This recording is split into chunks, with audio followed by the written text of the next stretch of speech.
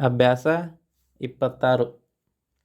ಆ ಜನ ರಾಜಕೀಯ ಮಾಡುತ್ತಾರೆಂದು ಆರೋಪ ಇದೆ.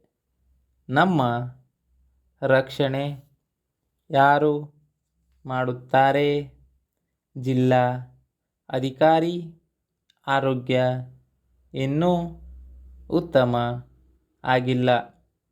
ಆದುದರಿಂದ ಆ ಅಧಿಕಾರಿ ಭೇಟಿ ರದ್ದು ಆಯಿತು. ರಾಯರ ರಾಜಕೀಯ ಇತ್ತೀಚೆಗೆ ಹೆಚ್ಚು ಆಯಿತು. ನಮ್ಮ ಪಟ್ಟಣದಲ್ಲಿ ಏನು ಆಗುತ್ತದೋ ಎಂದು ಭಯ ಭೀತಿ ಹುಟ್ಟಿದೆ.